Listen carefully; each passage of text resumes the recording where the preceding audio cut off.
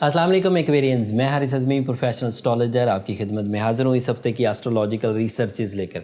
Aquarian पिछले week के लिए माजरत, कुछ तबीयत की नासाजी और कुछ ईद की मसरूफियात की बिना पर जो बड़ा इंपॉर्टेंट वीक था उसकी वीडियो आपकी खिदमत में पेश ना कर सका। लेकिन उसमें जो इवेंट्स थे, जो इवेंट्स आप पर इस एप्लीकेबल हुए या चेंजेस आई, वो इस वीडियो में तफसील से बयान करने की कोशिश करूँगा। ये वीक खुद बहुत मसरूफ़ वीक है एक्वेरियंस। 3 बड़े इवेंट इस वीक में अगले 7 दिनों में होने वाले एंड तीनों ही बड़े इवेंट आपके लिए बहुत इंपॉर्टेंट है। एक बड़ा इवेंट तो 23 मई को ही है, सैटर्न रेट्रोग्रेड हो जाएगा, आपका रूलिंग प्लैनेट रेट्रोग्रेड हो जाएगा।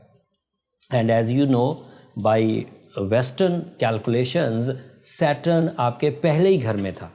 वैदिक एस्ट्रोलॉजी के मुताबिक सैटर्न कैप्रिकॉर्न हाउस में है, बट वेस्टर्न एस्ट्रोलॉजी के मुताबिक सैटर्न एक्वेरियस हाउस में 23 मई को रेट्रोग्रेड होगा।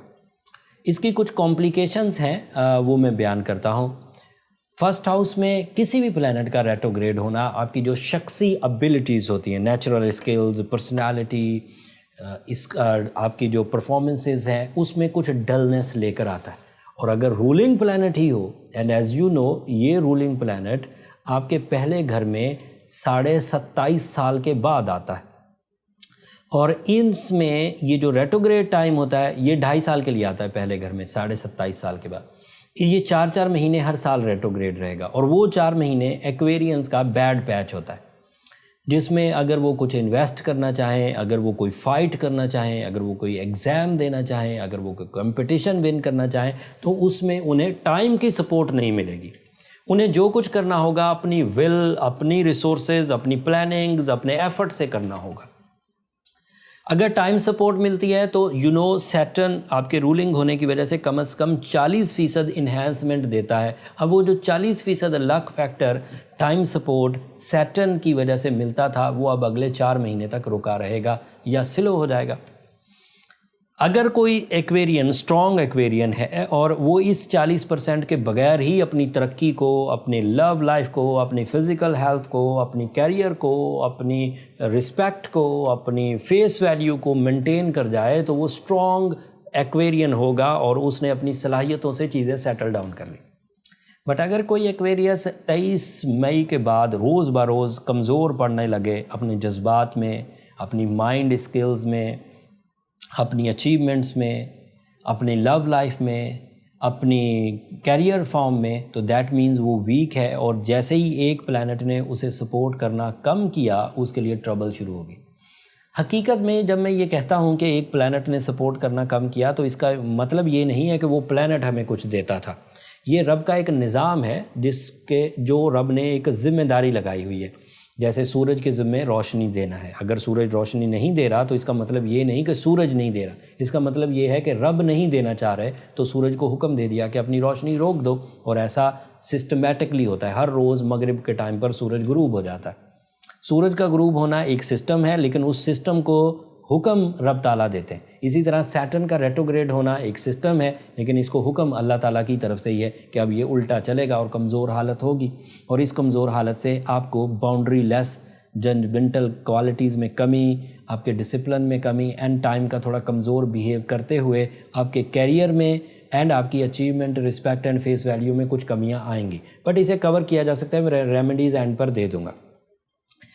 जो दूसरी चीज़ मुझे बयान करनी थी वो 26 मई को है, चांद ग्रहण होगा। 26 मई को पाकिस्तान में 1:40 दोपहर में शुरू होगा और शाम 6:51 तक चलेगा। ये क्योंकि सारा ही डे टाइम है, इसलिए पाकिस्तान में नज़र नहीं आएगा, ये वेस्ट कंट्रीज़ में नज़र आएगा। मैंने वैसे चांद ग्रहण पर एक अलग वीडियो बना दी, उसमें कौन से काम करने चाहिए, मजहबी एस्पेक्ट्स एंड रेमेडीज़, वो सिर्फ चांद ग्रहण से रिलेटेड है। वो अलग वीडियो डिस्क्रिप्शन में लिंक दे दूंगा, आप उसे एक नज़र ज़रूर देख लीजिएगा। बट इस वीडियो में सिर्फ इतना सा बयान करूँगा कि चांद ग्रहण फुल मून एक्लिप्स आपके यहाँ 11th एंगल पर होगा। जब फुल मून था उसने जज्बात देना थे, ब्यूटी लविंग नेचर देना थी, अटैचमेंट्स देनी थी, गेट टुगेदर्स देना थी, सोल एक्सचेंजेस, फैमिली वेलफेयर। अब वो चांद जब पूरा होगा तो उसे खुद ग्रहण लग जाएगा। जब उसे खुद ग्रहण लगेगा तो वो जो कुछ उसने देना था वो नहीं देगा, बल्कि जो अवेलेबल रिसोर्सेज थे, जो अवेलेबल इमोशंस थे, उनमें भी इरिटेशन आएगी। आपको आपके दोस्तों के साथ बहस और तकरार होना, आपके पार्टनर्स के साथ आपका बहस और तकरार होना, फैमिली मेम्बर्स के साथ बहस, थोड़ा अग्रेशन, थोड़ा मूड का अनकंफर्टेबल, ये पॉसिबिलिटीज़ हैं। बट ये एक 6-7 दिन का इवेंट होता है। ग्रहण तो कुछ ही घंटों के लिए होगा, लेकिन इसका इम्पैक्ट 6-7 दिन तक रहेगा। जो तीसरी चीज़ मुझे आपको बयान करनी थी वो मरकरी है। मरकरी 26 तारीख को आपके लिए रेट्रोग्रेड हो जाएगा आपके 5वें घर में।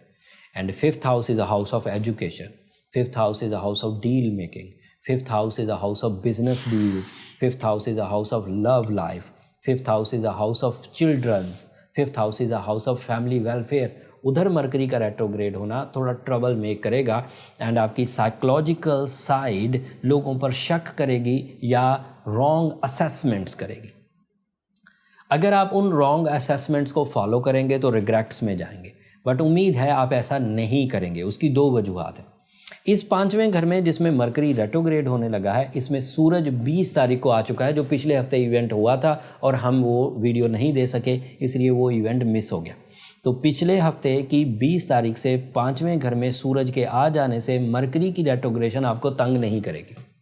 एंड 5वें घर में वीनस की वजह से आपको लव डिफ़िकल्टीज़ भी नहीं होंगी, क्योंकि वीनस डायरेक्ट है और अच्छा फॉर्म कर रहा है। एंड 5वें घर में लव लाइफ को वो इस्तेहकाम देता है। सो मरकरी की रेट्रोग्रेशन बहुत तंग नहीं करेगी, लेकिन उसके बावजूद वो एक ऐसी ट्रबल है जिसके लिए आपको अपने आप को मेंटली प्रिपेयर करना चाहिए। मेंटल प्रिपरेशन में जो लोग एजुकेशनल एक्टिविटीज़ कर रहे हैं, तालीमी सरगर्मियाँ, उन्हें ज़रा अपनी सलाहियतों पर डिपेंड करना चाहिए।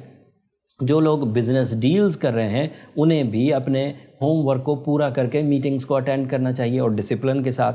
जो लोग कम्युनिकेशन स्किल्स से अपना सोर्स ऑफ इनकम या डील मेकिंग करते हैं उन्हें भी अपने अंदाज़े गुफ्तगू पर खुसूसी एहतमाम से तवज्जो देनी चाहिए।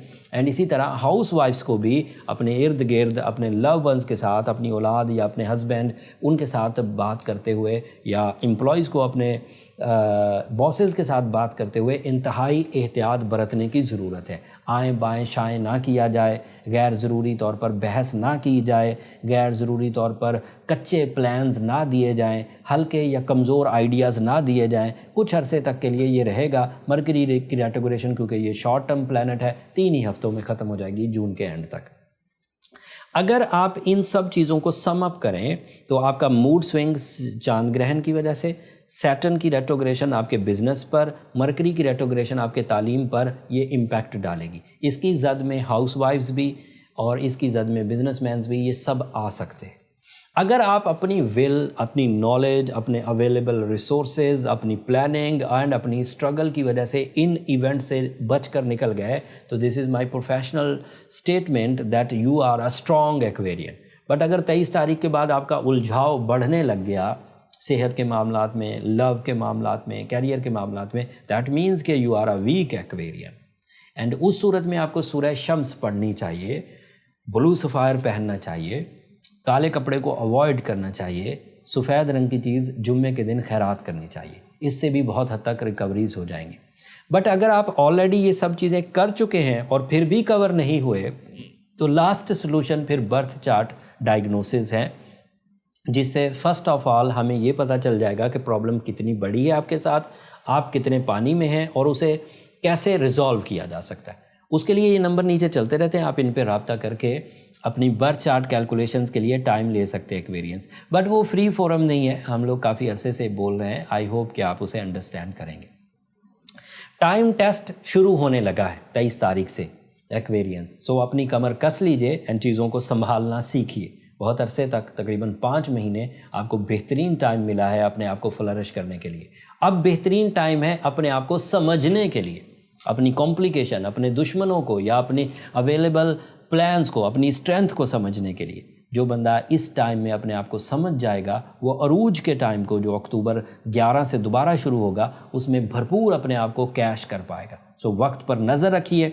जो जो इवेंट सोलर सिस्टम में अच्छे या बुरे होते जाएंगे मैं आपको उनकी तफसील एज अ प्रोफेशनल बयान करता जाऊँगा। उम्मीद करता हूँ ये वाली वीडियो आपको बर वक्त पहुँचाने से कुछ फ़ायदा देगी, कुछ मुफीद साबित होगी। अगर ये वीडियो आपके लिए फ़ायदेमंद साबित हो तो मुझे अपनी दुआ में ज़रूर याद रखिएगा एक्वेरियंस।